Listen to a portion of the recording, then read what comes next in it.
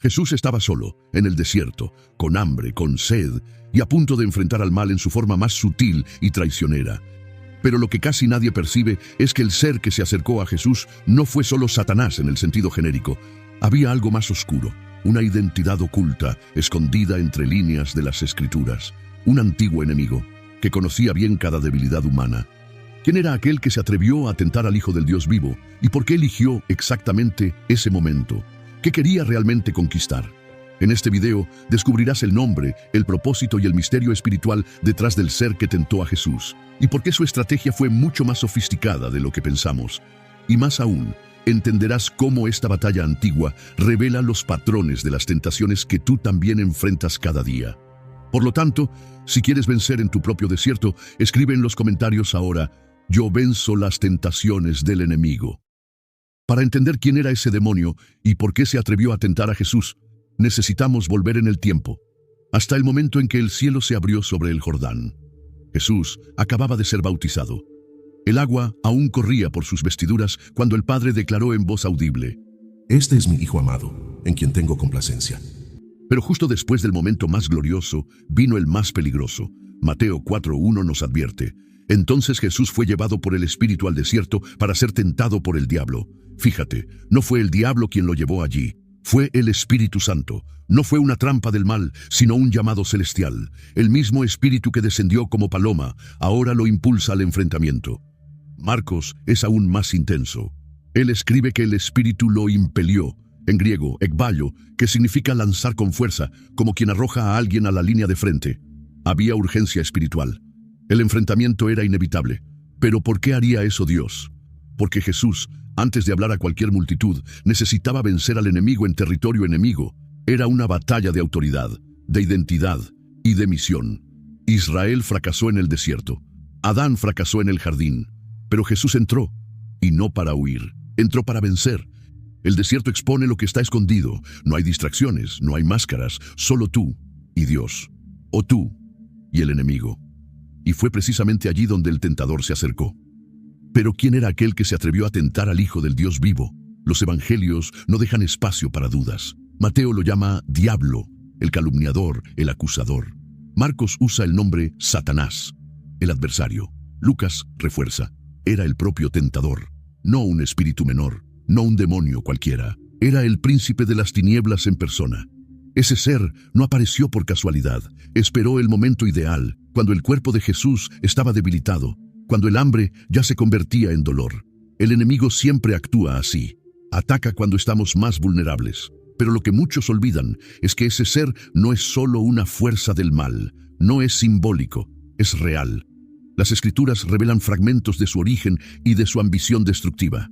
En Isaías 14 y Ezequiel 28 vemos ecos de su caída. Era un ángel de luz, tal vez el más glorioso entre los creados. Orgullo, rebelión, deseo de usurpar el trono del Altísimo. En Apocalipsis 12 es descrito como el dragón que arrastró consigo un tercio de las estrellas, que eran los ángeles que se rebelaron con él. Lucas 10:18 registra una de las declaraciones más impactantes de Jesús. Yo veía a Satanás caer del cielo como un rayo, pero no cayó solo y no cayó sin propósito. Se transformó en el acusador, en el padre de la mentira, en el engañador de las naciones.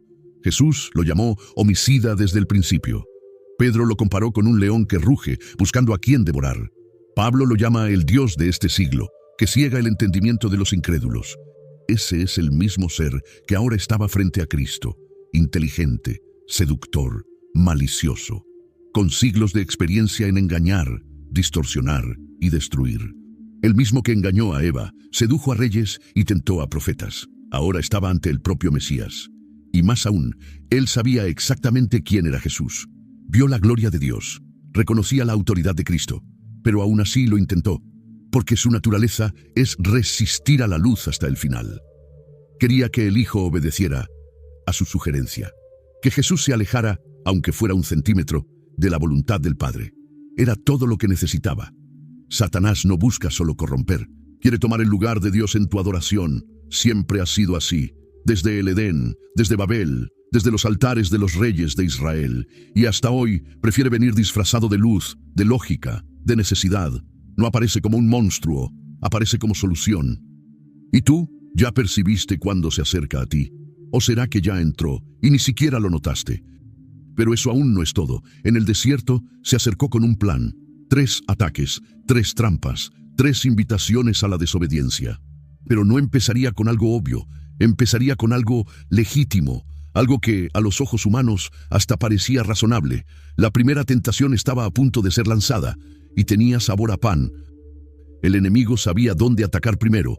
Jesús tenía hambre. No era solo la incomodidad de quien se saltó una comida, era hambre cruda, extrema, casi insoportable. Después de 40 días de ayuno absoluto, el cuerpo entra en colapso. Y fue en ese estado que el tentador lanzó su primera propuesta. Mateo 4:3 dice, «Si eres hijo de Dios, manda que estas piedras se conviertan en panes». La frase parece simple, incluso razonable. Al fin y al cabo, ¿cuál es el problema en matar el hambre? Pero detrás de esa sugerencia había una trampa espiritual profunda. Primero, Satanás cuestiona sutilmente la identidad de Jesús. Si eres hijo de Dios.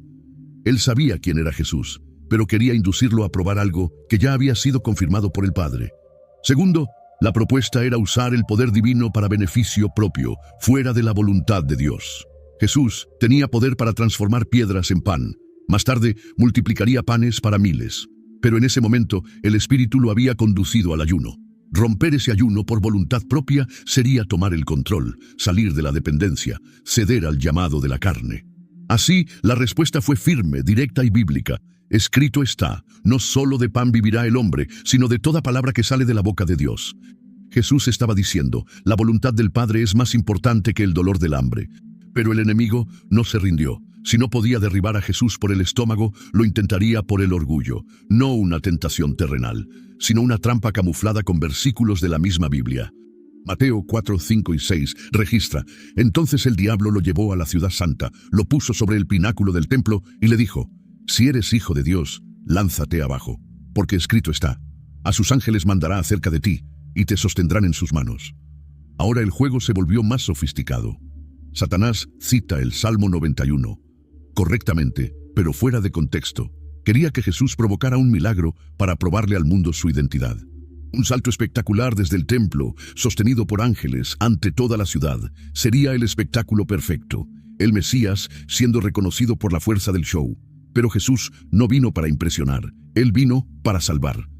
La respuesta fue directa. También está escrito, no tentarás al Señor tu Dios.